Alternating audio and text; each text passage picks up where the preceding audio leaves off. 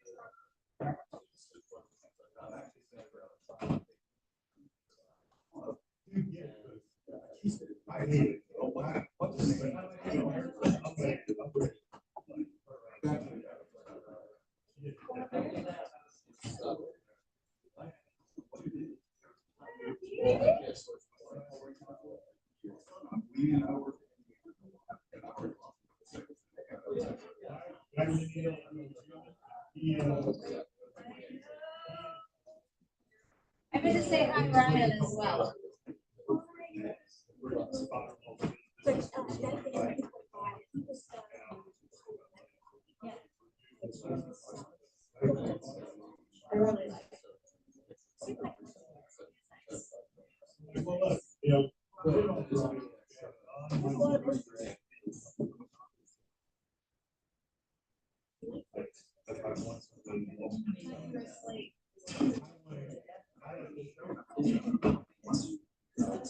I was going to turn the lights down, play some soft, relaxing music. He's like, yeah, whatever you do, don't do that.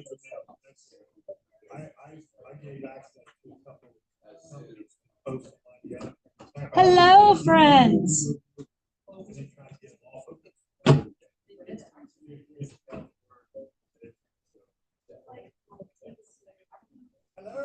Hello. No, you're good. That's all good. No, I absolutely love it. I like eavesdropping and hear what you guys are talking about as well. As we wait for a couple more people to get in here, today's Tuesday. I think I asked you guys this last week because we talk about it in the huddle, Pipeline Tuesday, while we're waiting. Everybody know who their next 3 people who are not currently under contract are? That if you do what you need to do, you can get them under contract. No listing contract, no buyer's agreement. There's nothing there.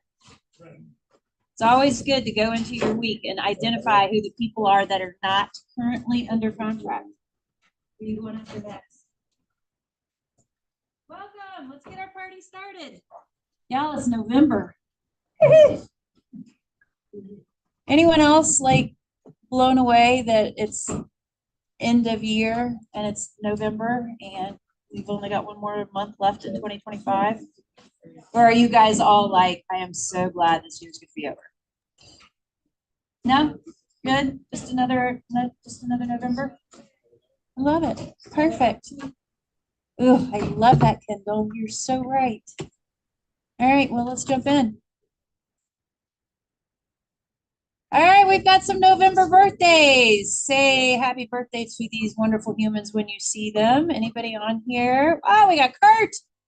Kurt's got a birthday coming up. Celeste is coming up as well.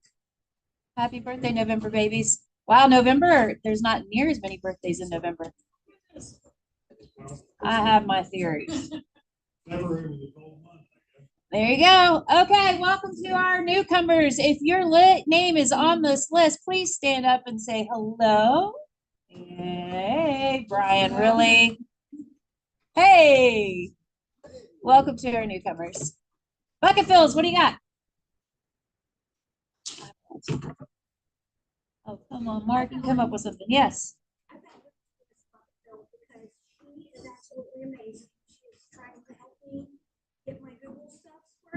Yes.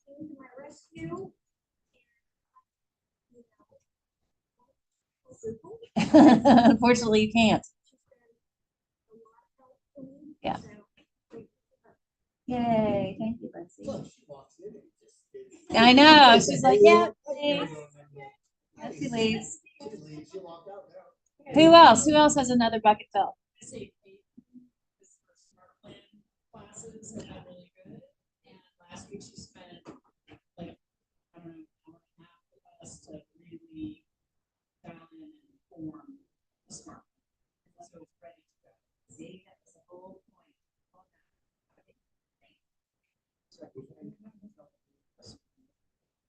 Love it.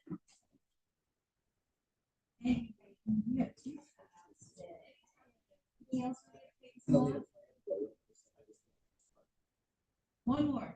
Give me one more bucket fill. It's November. We have to think about gratitude anything. Oh. Only November. Yes.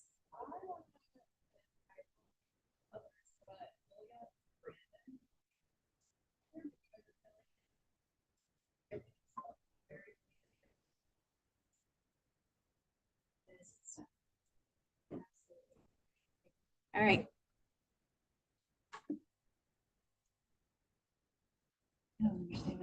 Okay, we thought this would be some interesting info for you guys. I want you to take just a moment to dig into this. We've got Kentucky and Ohio, and we went through and we compared October 2024 to October 2025. As you're reviewing this data, just shout out what stands out to you. What are we down?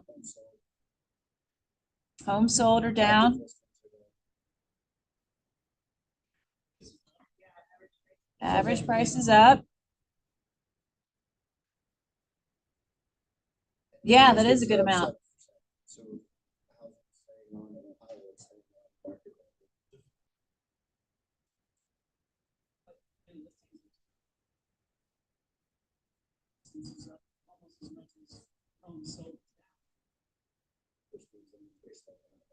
Exactly, sitting there for a second.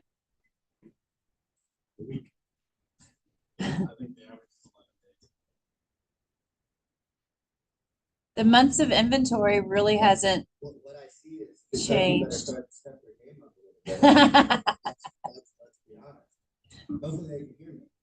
Well, you look at the number of homes sold and active listings. That is true. Fewer properties and a higher sales price. They're 1/3 of the sales at $5,000 a sale. I think I'll take that. How does this information help you with your clients? Absolutely. It's good information for you all to have when you're having these listing appointments and even when you're sitting down with your buyers on your buyer consultations to have this information. The average days on market. I was actually a little surprised about that in Kentucky, that it's only a 2-day difference. Can you post it on this graphic on the Facebook group? So we can snag this graphic.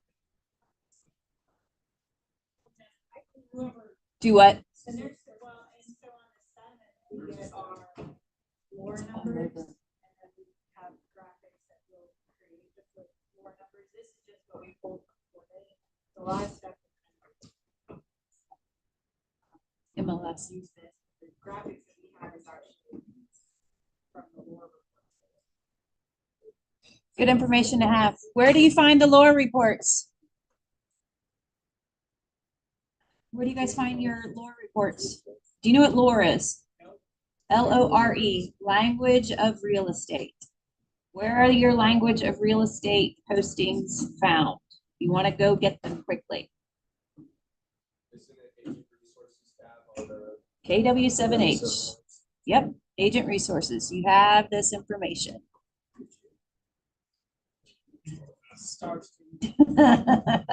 Well done. Okay, who's doing the holiday listing competition? We got a competition going on, you guys. This is huge.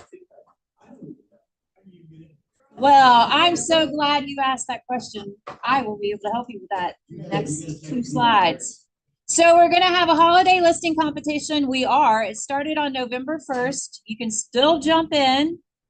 We are skipping the week of Thanksgiving. As a part of the challenge, you get free access to MAPS coaching, 6-week MAPS courses. It involves Take More Listings Now. That's on Wednesdays. And then your Convert Sellers to Closings. Those are on Thursdays. For more information. Oh, by the way, they're going to do weekly prizes as a giveaway and then an overall competition winner prize. You'll have the opportunity to win a ticket to family reunion as well as a bunch of other goodies, which we are going to show you now. If you are unaware as to whether or not you got the invite, get into your inbox and look for an email from KW Maps.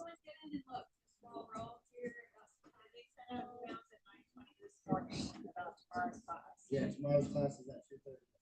There you go. It should say something like you've been granted access. Take more listings now. Here's the thing, it's all these resources.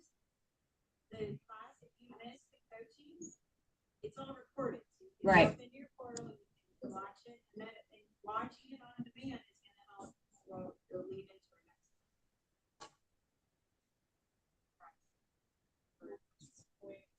next. So here's how you earn points. In-person MAPS training, if you attend 4 times, you get 4 entries. Then what does that mean? 4 entries per. In the class, we'll have all the classes live streams here at our. Showing up 1 time, you get 4 entries. So if we start here and I have to look for other. No. So this is on the honor system. So you will report weekly using this QR code on Friday. So we're gonna take 10 minutes, but it's also up to you to report your numbers. No cheating allowed. Now, in-person math training, so if you are here in person at the Market Center, you get 4 entries. If you sign a listing, that's 3 entries. If you have a listing that closes, 2 entries. And then if you attend virtually, so that's either live on stream class, watch it at your house, or if you go in, watch the video on demand, that would count as a virtual. So the listing I have tomorrow counts? It does. It does? Yeah, it started that's November why- 1st. That's why at the beginning of this competition, the points, like the prizes are okay. And as the competition goes on. They get better and better. People would have listings or carry over. Here's a QR code for your weekly reporting. Go to your email. We should already got emails from KW Maps. If you do not have any emails, look through, check your spam, and then please reach out to us because then we have an email to Add you in. There's no like signing up. Everyone is automatically signed up. You're getting logged into the portal and submitting your numbers every Friday. Put that on your calendar, a reminder on your Friday to submit your numbers. Oh, we just create a calendar invite for everybody and there's a hyperlink. That would work too, but I would still put a reminder on your calendar or on your phone.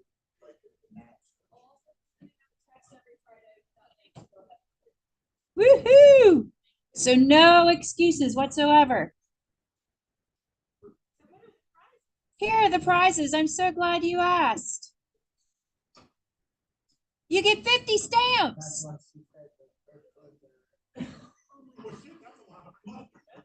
I I mean, have you all tried to buy a stamp? They're expensive. After that, you get $50 credit for social media campaign.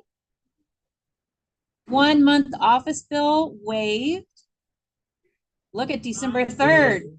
1 custom yard sign, including panel, frame, and rider. That's not bad. Free listing management light, $125 value with 2 gals and a laptop.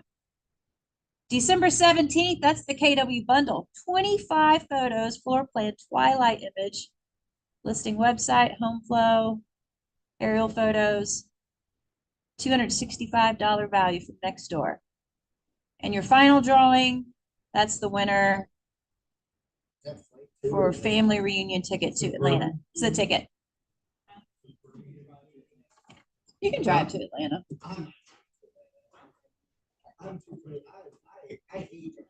We want to make sure you guys are doing this though, because this is a really great opportunity. I'd love to have Seven Hills destroy the competition because we are competing against the other 3 market centers. I mean, is that wrong? New entries every week, or does it just build? So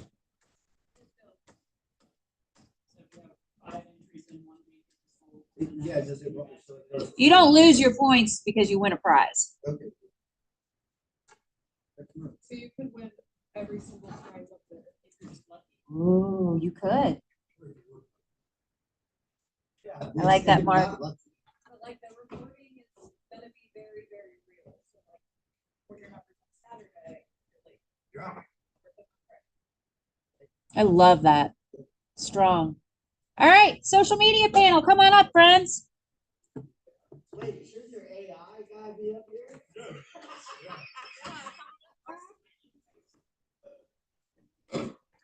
That's why, Greg. You tried to get dressed up for us, bro. you've got to dress for success. This is Let's my go, Jenna. Exactly right. Well, I see. I just walked you through. It's all good, you're here. I don't want the table. All right, I'm sure each one of you knows who these humans are, but just in case, will you please introduce yourselves and say how long you've been in the real estate industry? Hi, I'm Brandon Willis. Nice to meet you all. I'm sorry, I was looking at the name.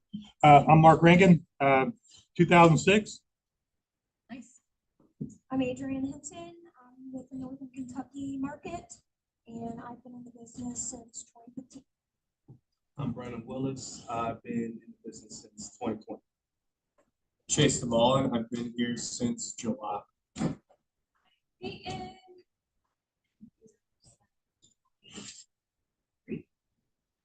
Beautiful, thank you. Well, the reason you guys are sitting here is because you guys have a presence on social media. You're doing something in your next. So I appreciate you guys spending your time with us. So I've got some questions and then we'll open it up for questions from our audience as well. Okay, question I'm going to Peyton first. We'll start on that side.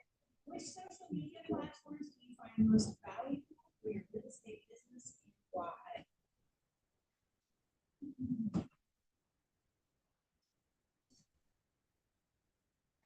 Me, it would be Instagram. And that's just because it's for me, a demographic. That's the best way for me to kind of relay what I do. Way with interest and that's really would you be my heels? My heel, I guess, like, as far as conversation. Mine is split between Instagram and Facebook. I just pull 2 completely different crowds of people from each. I think like my sphere and who I grew up with is more on Instagram, and then Facebook is more of like my parents' sphere that I'm connected with. I mean, accurate. Okay, how about you? Definitely Facebook is my big one where I run a lot of my advertising on. I usually get about two solid leads almost every week. Nice. Especially like my Spanish, or what do you call it? Advertising. Yeah. And almost 100% success rate on every client.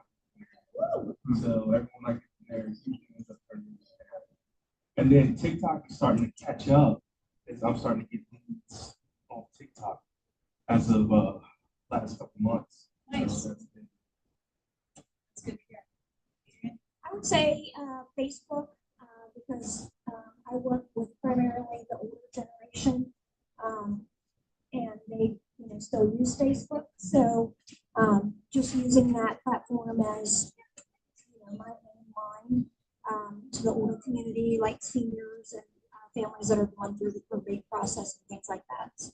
Nice. I'm pre-senior, but Facebook, primarily Facebook, because that's, the first one come out. I have an admin that is, we've kind of going hand in hand with Instagram, but I still, maybe right or wrong, see Instagram as the younger crowd down there. But I feel like they're the up and coming buyers. So I sell a lot of what are affectionately known as shithole properties or low price properties. Instagram's a great place for that. But Facebook and Instagram are great, but TikTok, yeah, I agree that they're coming around. LinkedIn is more for my investors. So I like LinkedIn for investors, but primarily Facebook. Fantastic. Thank you. Mark, I'm going to start with you on this one. What are your top 3 types of content that consistently gets you the most interaction? Okay, so I figured out, well, through trial and error that Canva isn't really working so much for us. But unless we do like carousels or we add music to do some animation, then it tends to grab the viewer longer. But my top posts basically are, it's all marketing. It's the marketing about myself, about different platforms. But they tend to like my most engagement is through the unscripted, the mistakes or the goofy stuff. Yeah. Tends to get people to look at it more. They remember you. It doesn't have to be constantly polished, and I don't just hold the camera up and go, but there's some editing done on that. But yeah, I think that any marketing you do, it needs to be authentic and not professionally designed. I think people are getting a little tired of it. Yeah. Love that. So I took a 16-week course through Jeff Glover agency that had to do with like social media marketing. And I learned a lot what Mark was saying, how being more authentic, the algorithm sees that as you're not, a bot. So if you've got mistakes in your videos, just go with it because, people like to see the genuine part of you. As far as infotaining, like if you want to post something that is you want to get a lot of reach on it, I would use some kind of infotaining like video that's gonna give somebody information, because then the watch time is going to see that you're on the video longer, and then it pushes out to the algorithm. Well, kind of like what they're saying, like when people see one, my coffee and real estate business, I get a lot of people reaching out to me, asking, for information. So that's more informational. While I just sit and coffee and talk to people about specific topics. I get my topics off. I actually pay some people to do my advertisement on Facebook and on my other social media. So I literally just click on one of them, copy the script, put it on the teleprompter,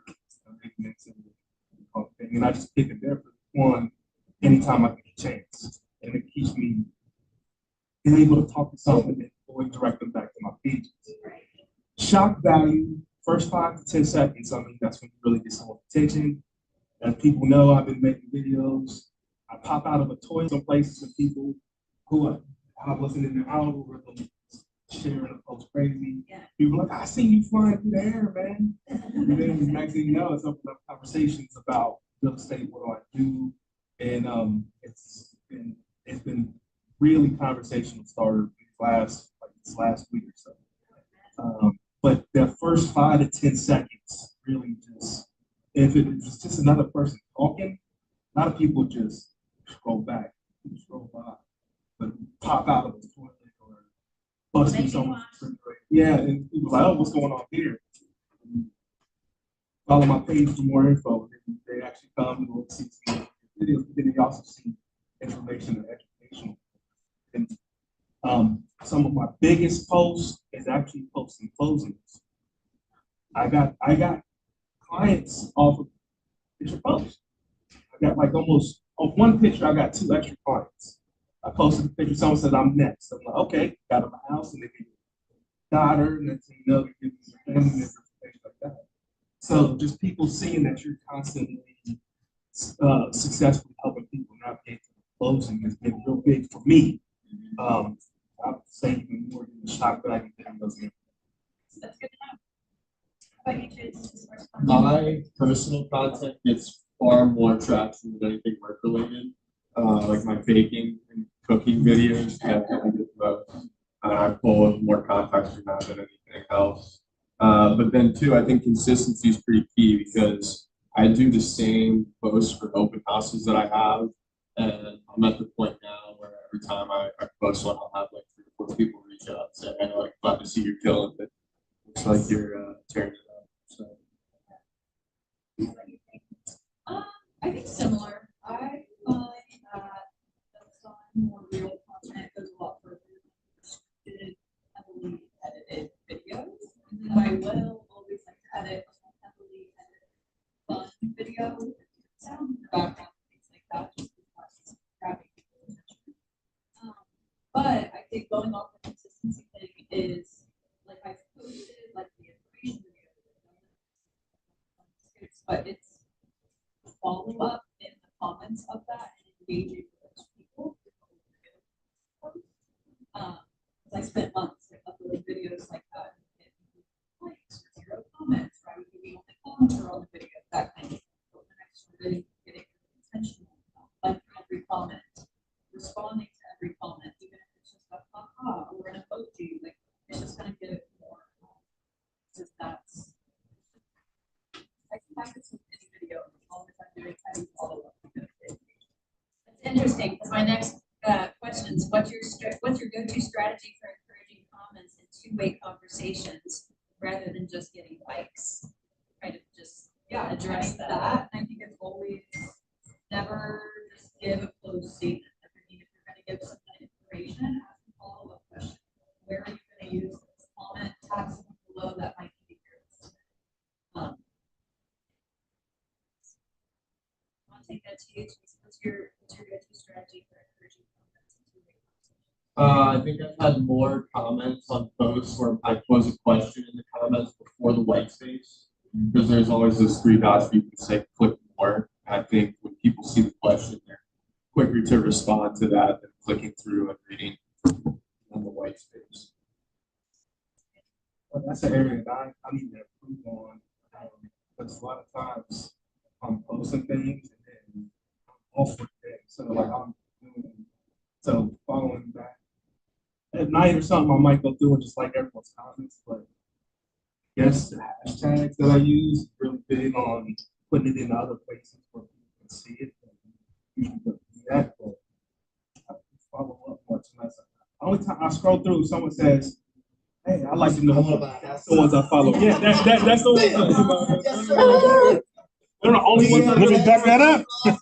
Everyone's just like, "Hey, love the video. Hey, I need some information." I'm sending a direct message to you, and then I get them through the channels.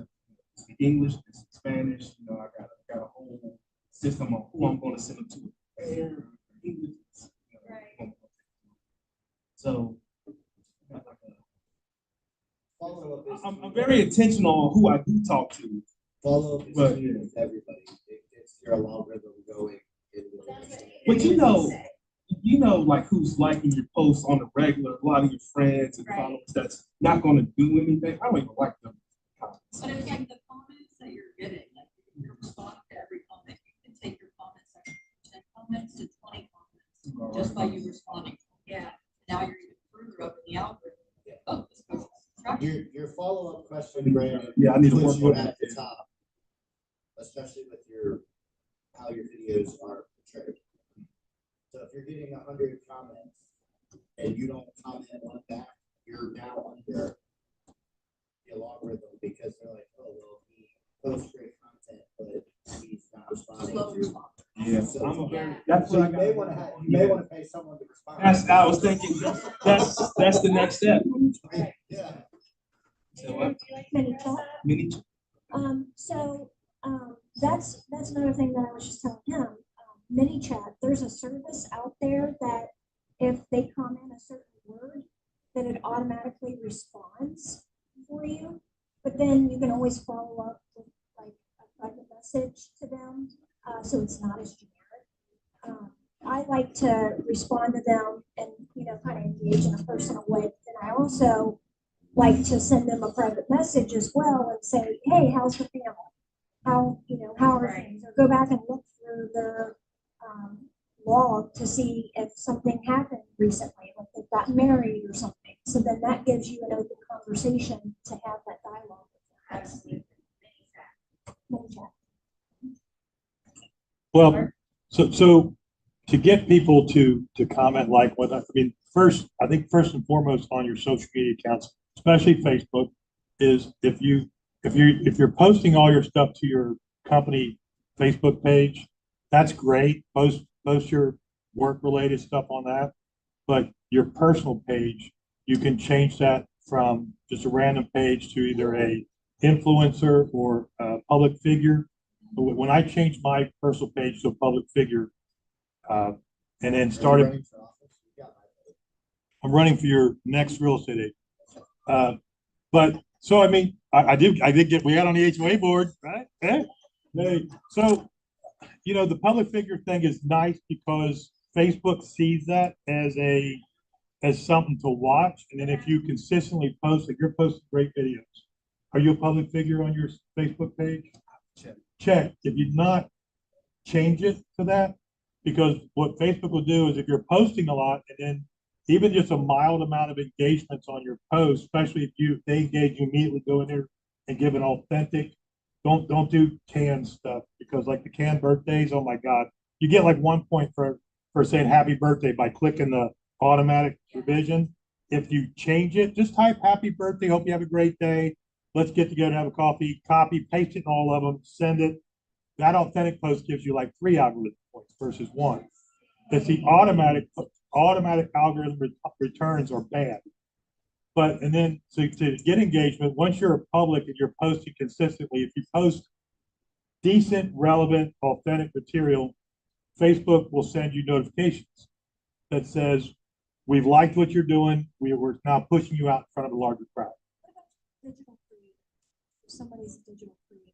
Yeah, same thing. Yeah, you can be a digital creator, you can be an influencer, you can be a public agent. I switched over to public person or whatever.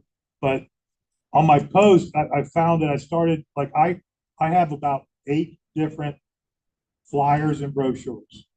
Something simple as how to clean up your property for the winter, right? How to winterize your property, or investor packet or buyer packet, seller packet, home staging stuff. You can get all that on the internet, steal it, make it your own, make a PDF for it, and then tie a link to your post. Even if you can say tie a link and they can fill out a Google form and they can go to and you can send it to them. But if you just put the link on there, that engagement alone gives you points. Just to them copying some random thing that you've put on your personal site. They put it into your page on your KW website and they can pull that. And then everything also you have to populate to YouTube. I know we talked about YouTube, but your YouTube is a harder nut to crack. But if all the people that are on your social media accounts, if you ask them repeatedly to go on your YouTube page and like that you can get that authentic growing to get there. But it's really about to get in front of more people and get more engagement. You have to keep they love reels. Both Instagram and Facebook loves reels. No more than 60 seconds on Facebook, 30 seconds on Instagram. Keep them short, keep them sweet. I mean, and the algorithms love those. Do you seem like you get more engagement with videos that are you as opposed to your AI? My AI is an idiot, but yeah. No, I'm asking. No, it's kind of weird because like I hate my cell phone videos. So just shooting a couple videos, sending it to Hey Jen, let them create me a nice little avatar, and then you just plug in a script and it sets loose. It's a little bit robotic still, because you have to put a lot of videos in with your speech pattern and inflection rate before for Hey Jen or one I use will actually look a little bit more like you, sound a little bit more like you. But again, I've had static posts that get 1,000, 1,500 views, and then I've got some that get zero. Yeah, it's not. Yeah, post during the day so people can get it, but the more you post, the more I know that for sure the algorithm for Facebook will put you out in front of more eyes. So, and you can get paid for your Facebook posting. I get a check every month. I'm not going to retire off it. I get $30 to $50 every month from Facebook for posting on Facebook. Because I consistently post mediocre. I'm saying I'm mediocre. You got some fun looking stuff, but I'm mediocre on my post. But and I haven't.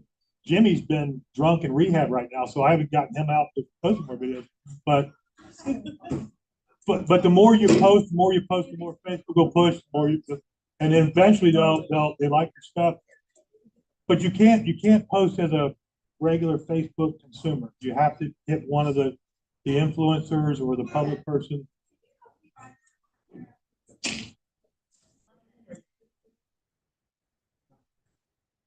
Change it over to an influencer or a public person. Yeah, you get some good stuff. I will say, I noticed if you create a video on TikTok and you use it for Facebook, it's 720 pixels.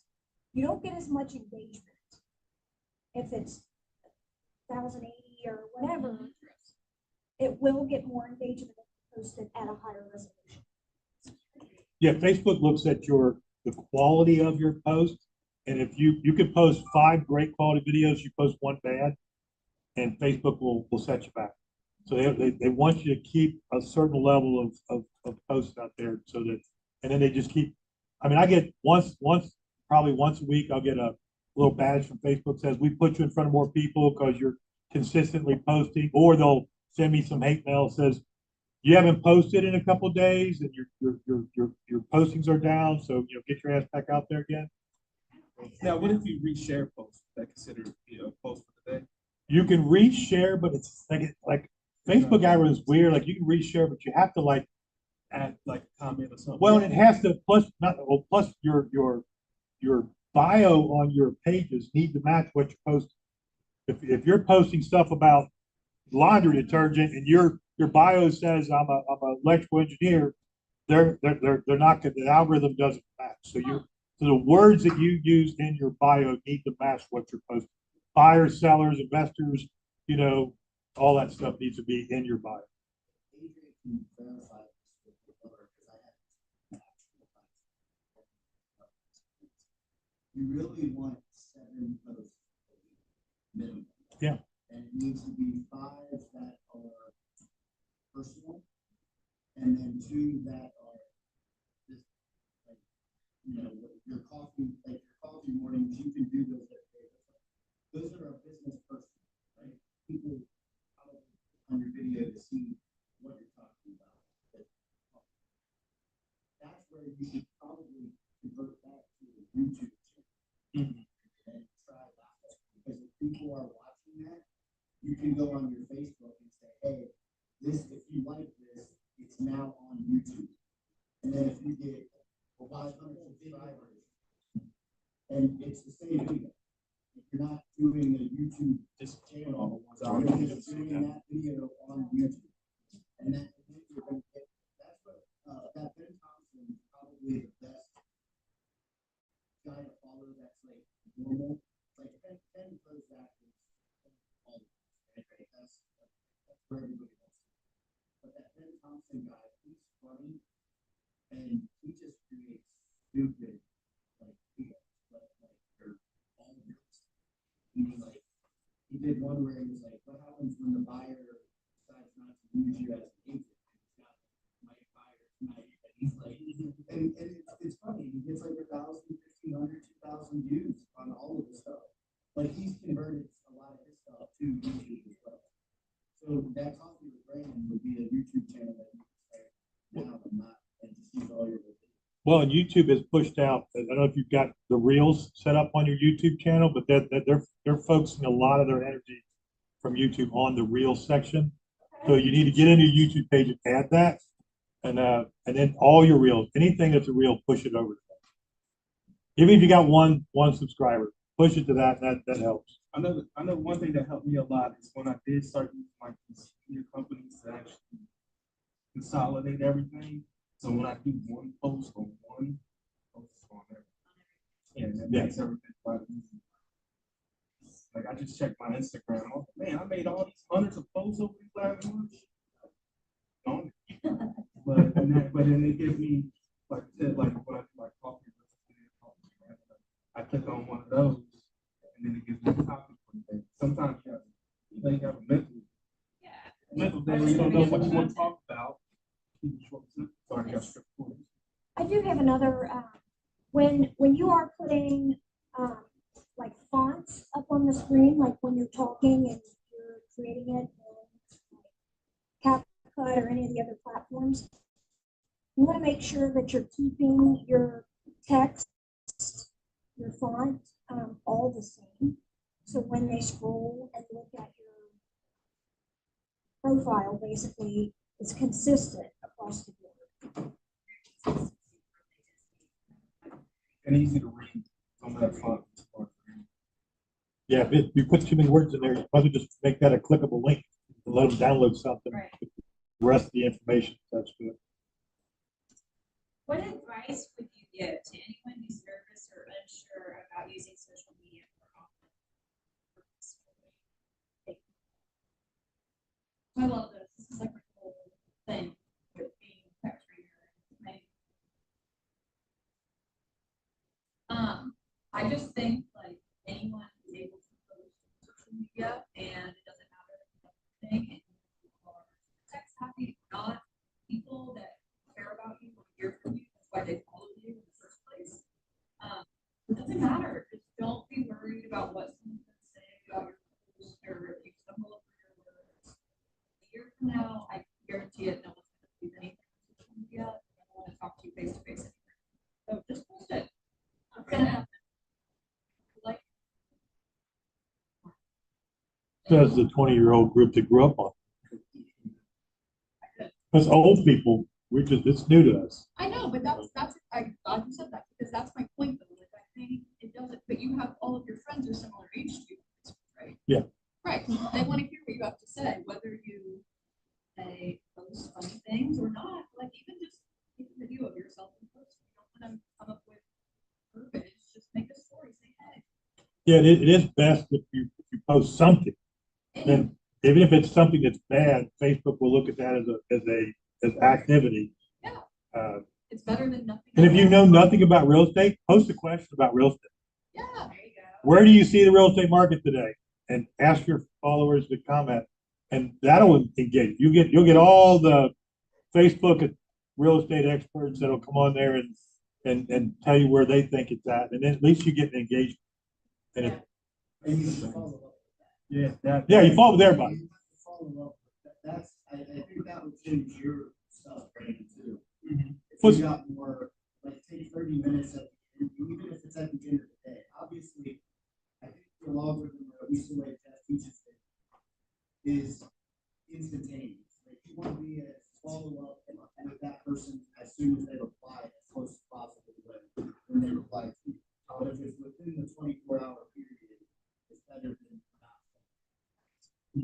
Even if like you want to just get away from real estate content, we all eat food, we all drink drinks. There's a photo of that. Yeah. It's been a hard day in real estate. It'll strike me. One thing I found, and I hate to keep harping back on it, but when you get in your memories old post pop up, go in, open that post up and make a comment. If you missed missed somebody who commented, you make a comment, any comment at all, your comment that somebody's said on the post, or just make a new comment, and it just throws that whole entire post back out into the universe and starts it over again. So it's a quick and easy way to, especially if it's good content. If you got good content a year ago, throw it back out again, even if it's mildly relevant, I'd still push it back out again.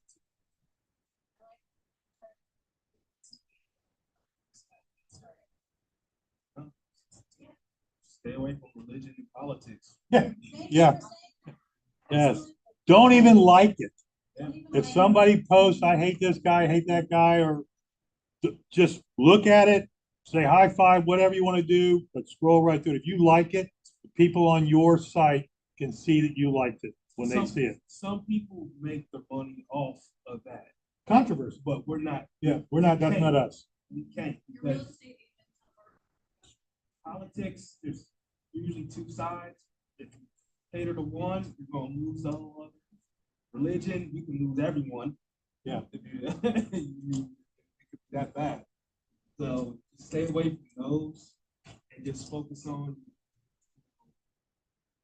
what you want to talk about as far as work. Most of my posts is work. Most of my life is work. So like,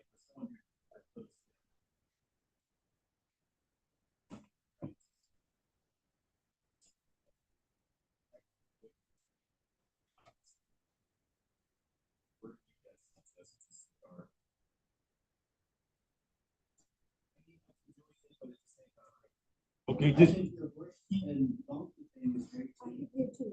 I think everybody loves it. That's great. I think if you did it every day, you don't have to spend hours. You can type in ChatGPT, what should I talk about today?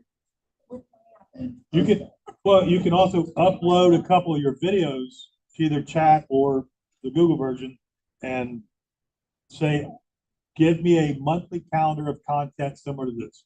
And it'll spell out your month for you. And then maybe you just do a little verbal or a post or something, but it's the inconsistency that's killing.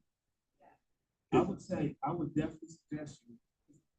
I may have a large social media presence. I'm rarely ever on social media. I get like 1,000 followers, and I don't follow them back because I don't watch what they're doing. So your goal is to get people watching you, and you don't doom scroll. You don't need to be on it, you need to be working. So if I would suggest you pay someone, they'll keep all your social media up to date, and then you don't gotta worry about, you go on there and see someone's commenting all the day, like, I need to do better on. I do okay on it, but y'all can do better on it, and them are the ones you focus on, but you don't gotta be watching everything else. Maybe close this out. Yeah, just about the doom scrolling thing. I recently deleted every single social media. Not like deactivated it. But I did not like how quick access I had to content. We just get caught in it. So now, like, I have my designated time. If I want to make a Facebook post, I have to get on. And that's a really great idea. Yep, I'll email them. Well, they should never be on your phone. You should have it all in the cloud. I'll put them into ChatGPT. Yeah, then set them up so you can access them in. Like, you get text to your iPhone. Push your photo.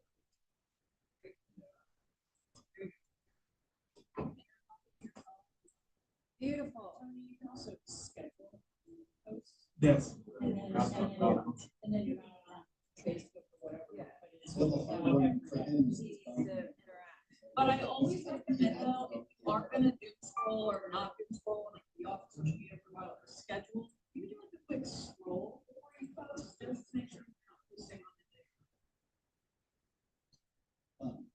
the day. like that donkey in the horse boat, you could do in 20 minutes.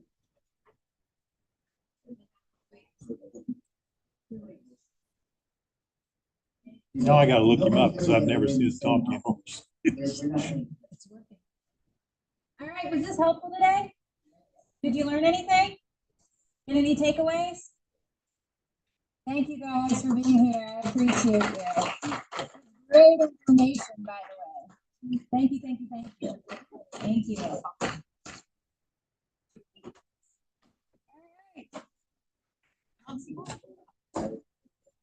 I love my little helper. We have an announcement. We've hired a productivity coach. Yay! Come on up. Brian. You guys might know him. I don't know. I'm looking forward to this opportunity to be the productivity coach in the office, and I'm hoping we'll get some people who want to be a productivity coach. Because currently there is nobody, so it's the easiest job that I think I've ever done. I have to go to a meeting on Friday with the other productivity coaches, and that's it. So it's been great. How many of you guys have ever been told it's your business? You can go ahead and just set it up the way you want to. Is that anybody ever had that? Like somebody just kind of, oh, but, no, it's your business. You gotta figure it out, right? Well, that's a lie, right? That's something that people who don't know what they're doing just tell you because they don't know how to tell you how to do it right. And I brought a bunch of books with me.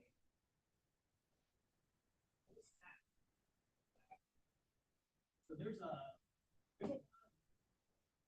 lot of stuff. Anybody ever heard of Napoleon Hill?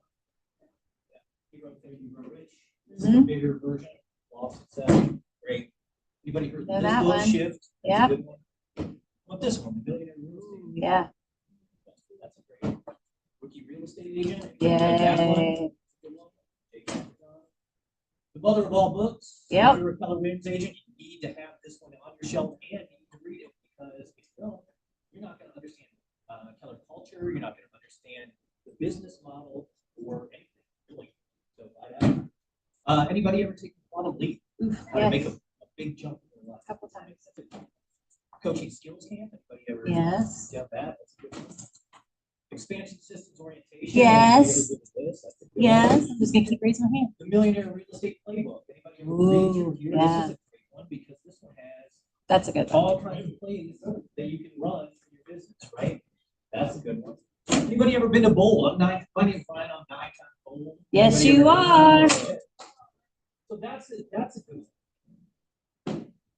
There's a lot of stuff you can learn in this business. And Albert Einstein, anybody ever heard of this guy? He was smart dude.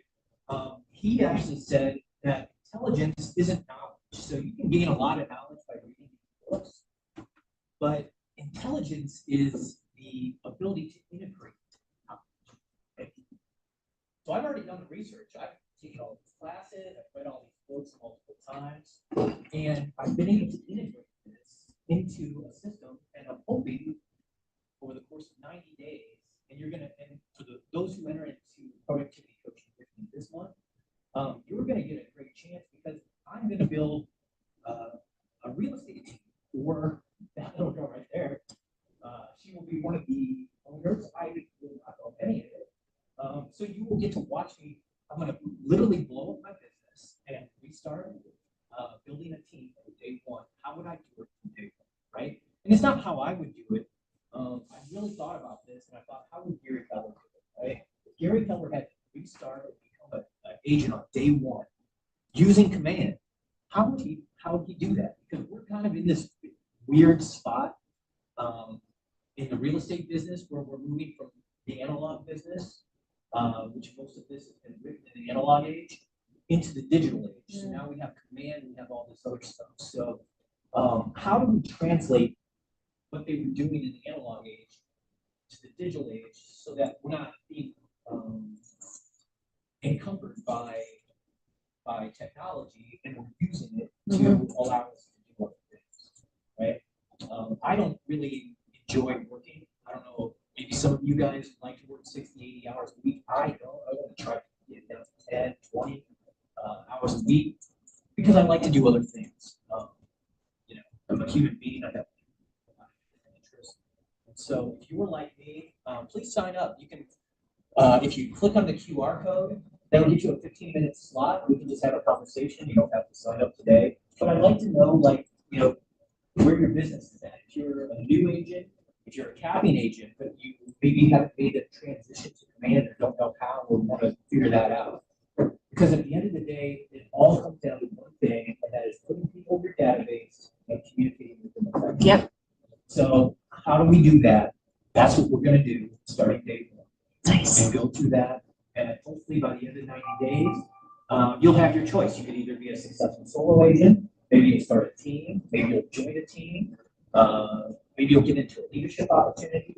So there's a lot of different things that are available, and I'd love to help you with that. So Thank you, and Ryan. also every dollar that I make in the coaching business also goes to this thing. I'm gonna say it, so I don't really like money. Lord, I hope if I do need anything, that my family is charitable to me. Maybe hang it. Yeah.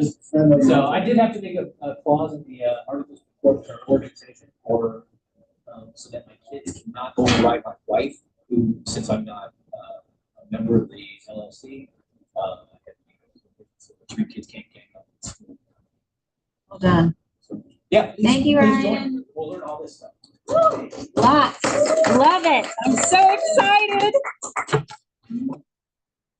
Ryan, when did we first meet? Was it like 2017, 20? We go back. 2016. Okay, yeah, I think I met you right after you started. Well, I'm excited. I am very excited to be in partnership with you. So, family reunion right around the corner in Atlanta. Make sure you're going or win the listing contest and you'll get a free ticket. It sure as heck may have been. I don't know. I didn't look. Pie Day, November 25th. QR code here if you want to order your pies.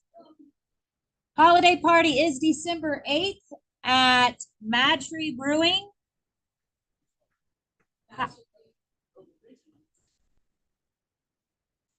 love when you guys ask me questions that I don't know the answers to.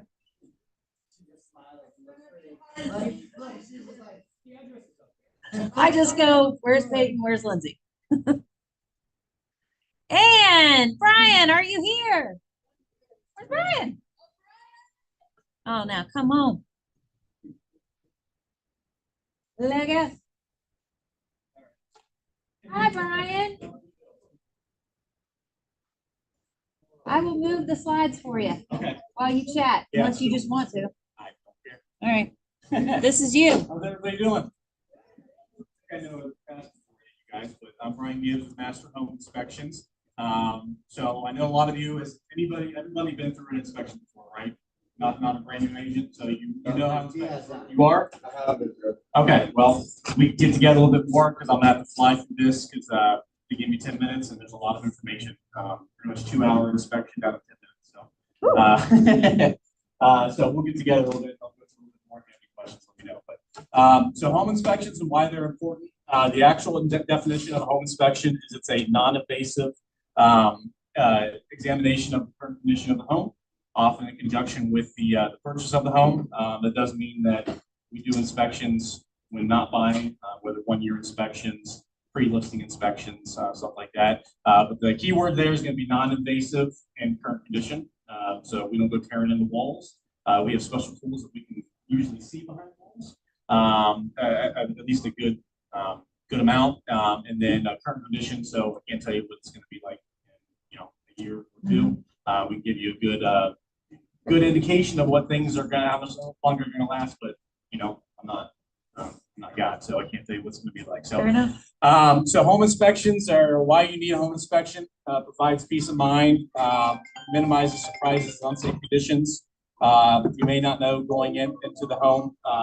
Usually, when you're walking through, your clients walking through, they do it very emotionally. They can see their family moving in there, put furniture here and there, but they're not looking at the guts of it. So we go in, we kind of, for lack of a better term, tear it apart to make sure that it's in good shape. We're going to call out the cosmetic stuff. We're going to call out the big stuff. We try not to be scaremongers. Obviously, there is people go in or take information differently. So we try and get a good feel of how they're looking, whether it's a first-time home buyer, someone that's been buying, houses, flippers. We kind of treat them as they should be. But we're not going to try and scare them out of it. We're going to give them the information and let you as realtors help them decide what they want to do with that, but to kind of help guide them in that area. So, and then obviously it minimizes future liability for you as realtors. I know several years ago we were doing that whole no inspection thing, which it is what it is, but it definitely minimizes the surprises or liability for you guys as realtors. So there are several different inspections that we can offer. Most of them we do in-house now. So whole home inspection, when you go through it, we're going to go through and pretty much get into everything we can, just shy of tearing into a wall. So roof, structure, exterior, mechanicals, plumbing, electric, got a whole list of there. I'm not going to go through them all because it's a lot that we get into. We do have a full report just to make sure that we can't, we don't miss anything. We have a schematic of that, so we make sure that we get into it all and don't miss anything. Wood destroying insect, termite inspection, most of you know of. There's termites, carpenter bees, carpenter ants, powder post beetles that we go and look through. We look to make sure that there are evidence of possible previous damage or treatment, or current issues, whether they have bait traps or we find tubes, damage, stuff like that. Give them I know the FHA loans were requiring for a while, but they're not any longer. So usually just those government loans are the ones that those get required for, like the VA and USDA. Radon testing, everyone's favorite, but we do that in-house there as well. We have the machines that we use are the most accurate ones you're going to find. They give us the results immediately. They run for 48 hours. We do our best to try and set the radon machine for 2 days before the inspection so that it's ready for us at the inspection. It doesn't always work out, but within 48 hours we have those results back. Sewer scoping. So this is something we started doing in-house about a year and a half, 2 years ago. We've probably done about 300 of these this year, so a lot of people are getting them. What's your cost for that? Turn my phone off here. $295 for a sewer scope, and I'll have the pricing for all of this at the very end as well. So, but yeah, $295. So again, we're going to go through. It pretty much gets eyes on the main line going out to the street as far as we can go. There's a bunch of pictures in there that kind of hidden, but you can see roots, offsets, damage, especially and when you get the old houses. They usually have clay tile, which can have some issues. Not always are we going to find an issue. A lot of people think as soon as they get a sewer scope, you're automatically going to find an issue, but that's not the case. I recommend it on new construction as well. I have actually come across 3 of them in the past year that have had a crushed line where the tractor ran over it. Didn't know it. They wouldn't have known it until a couple months after using it. That's a helpful hint. Yeah. So new construction doesn't mean don't get sewer scope. It's usually worth it. Really good point. Yeah. Mold inspections. We're not gonna dance around the mold. I mean, as soon as you say the word mold, they freak out. But the way we present it is we're gonna say yes, it's most likely mold. Mold substance. We're not gonna call it possible biogrowth or any of those older words that inspectors like to use. We all know what mold looks like. It's mold. I mean, it is what it is. The report's going to say possible mold substance because we can't technically say it's mold unless it's tested. But like if I go into a house and I see this in there, I'm probably not going to try and talk the client into doing a mold test because There's mold. there's mold. Get it taken care of. Unless it's like this is down in the crawl space, it's pretty nasty. But we see it everywhere. We see it in houses that have been vacant for a while. Lack of airflow just gets caught in the corner. Typically, surface mold can be cleaned off very quickly and easily. So it doesn't always warrant a mold inspection. It's the most expensive add-on. So people don't really like to get that one. And I usually try and talk people or force them in something they don't need. Thermal imaging. I do use my thermal camera on every single inspection. We can see discrepancies and like lack of insulation, possible leaks. I also use it to show that the hot water is hot and the furnace is working. It's heating up like it's supposed to. I've been doing this for 15 years now. Done over 6,000 inspections myself, and can't tell you how many times I get called, it's not often, but you get a call back, hey, my hot water's not working. How can you verify that it's working? Now I have a thermal camera to show that it was working. So That's helpful. yes. Septic, this is done by a subcontractor because I don't deal with two. And so I have a really good subcontractor that does all our septic. It usually gets out there the same day, the same time as we're doing our inspection, or within a couple hours. Gets the report that night. And then most counties do require that be done every couple of years. So if they have septic, it usually needs to be done, unless they had it recently done. Full inspections, this is another thing that we do with subcontractor. So I use Cincy Pool Divers. He is, I don't know if anybody has used them before in the past. He's fantastic. He's hard to get on your schedule, so unless you're, is he? I love it. He's a psycho, but I love it. Like he's 10 degrees out. He got into a pool 10 degrees outside and just put his scuba suit on. He's an ex-Navy SEAL. Yeah, he's a scuba suit. Yeah, I mean he's not. Yeah, he's not that crazy, but yeah, he gets in there with his full scoop gear. Takes a full, video camera of the liner. I mean, it's So awesome. It is fantastic. I mean, he's not cheap, so he usually charges about $550. But That's if worth they it have to a make pool, sure my it pool's is, working. yes. If you got a new liner that needs to be done, it's several $1,000s. He found a pinhole in the liner at my listing. Wow. Yep. Saved the buyers some money. Highly recommend Joe.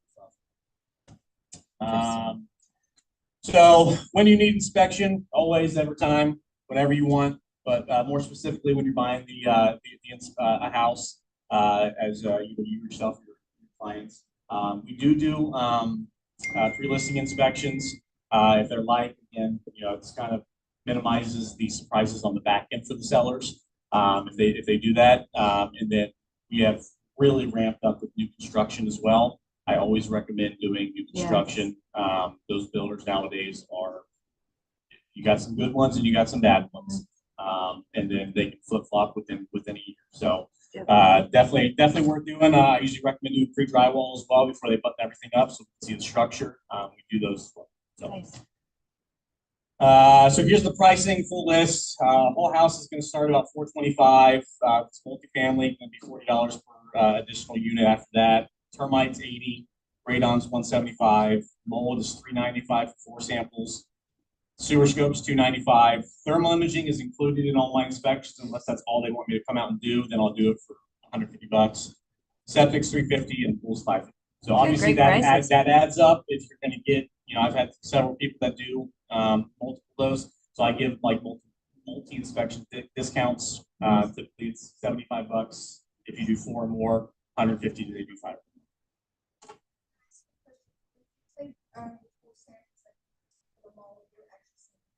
Yes, so we take it's either an air quality, or if we see visible mold, we'll take a swab sample of it.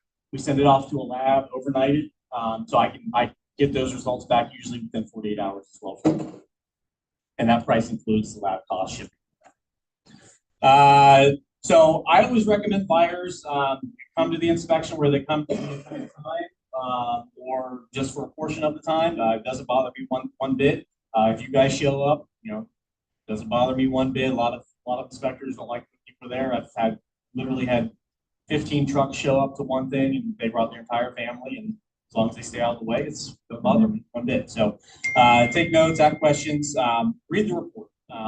I can't tell you how many times I've given a report, and then I get a call 6 months later, say, hey, we moved in, and this is not, something's wrong with this. I say, let's go through the report. It's right there. Like, I don't know what to tell you. Sorry. And then say budget for $450 to $1,300, depending on how much they get. I always have the report to you guys and the buyers the evening of the inspection, unless it's radon or mold. If we don't set it beforehand, and those are within 2 days. But you will have everything from me that night. Love that. We do. Yeah, that's what that was. We're going to talk about that next. So we just started doing radon mitigation about a year and a half ago as well. So it's a separate company that does it, but I own that as well. So yeah, we do the mitigation.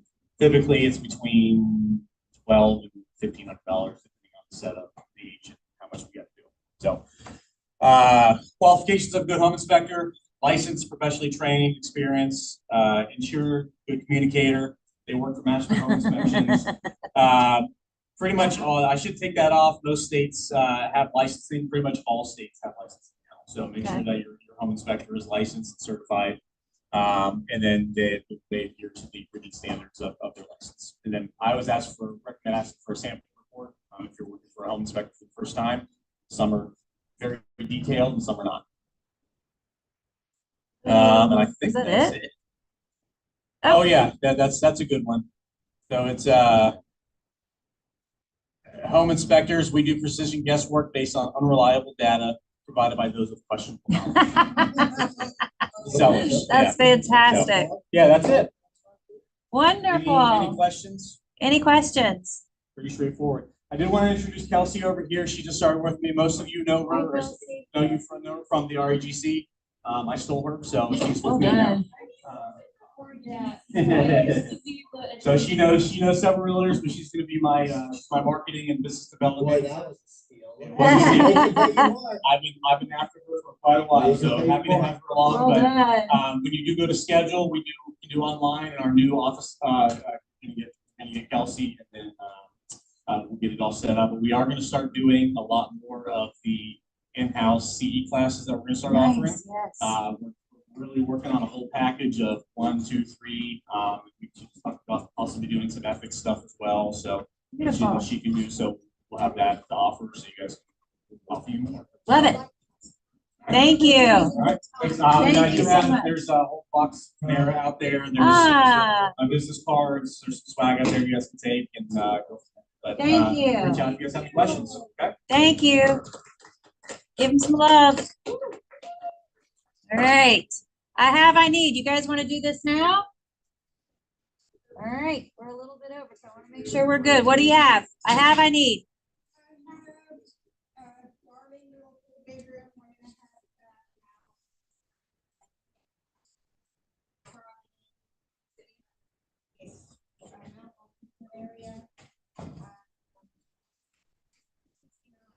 Oh, wow.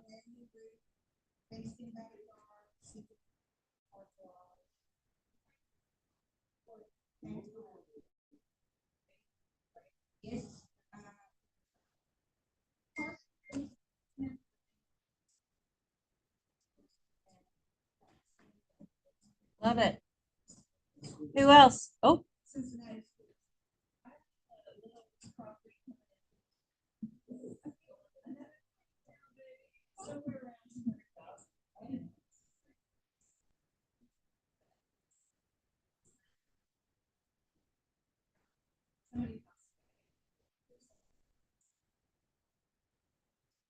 Nice.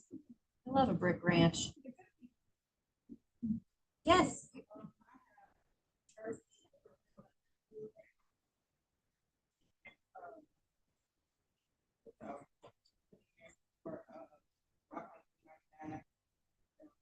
Nice. Okay.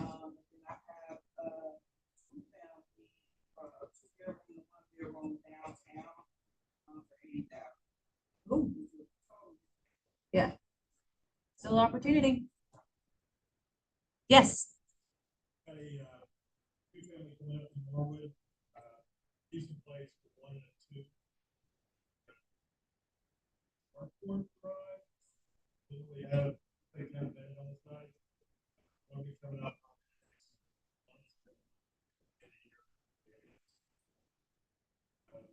We got a single family Norwood little ranch that's been renovated. It's almost done. It's going to be renovated for owner-occupied split use. So the lower level has a full kitchen, bathroom, little living area, cabinet. The first floor is open concept, fully renovated. It's fuel type home, sunroom on the front. It's cute, small, but it's what will allow for owner occupied secondary rental and single families. So this one is set up.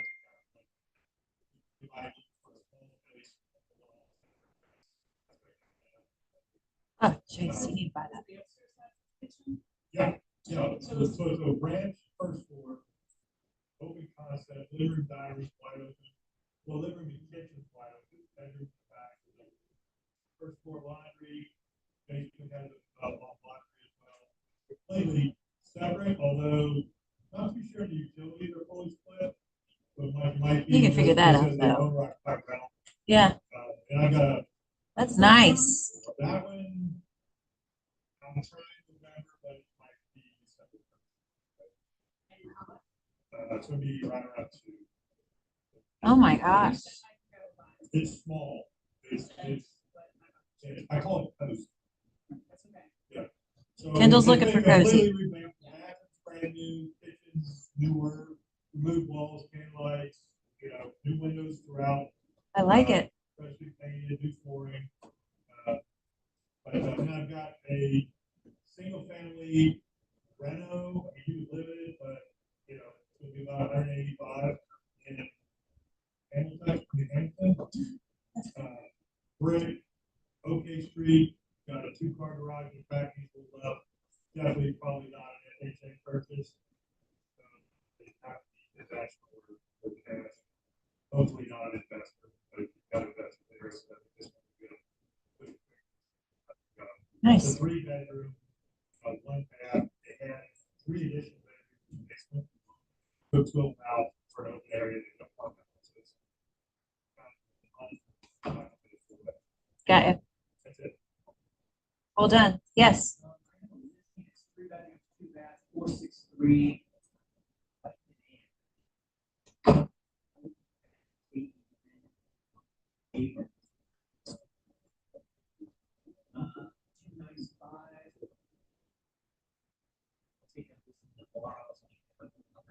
I also have 301 Darby Avenue, which is later. 301 Darby.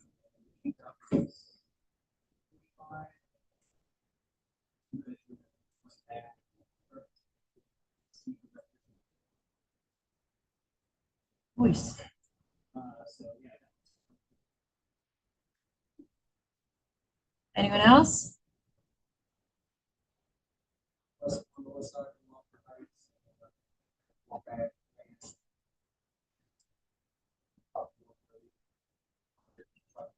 Sweet. Nice.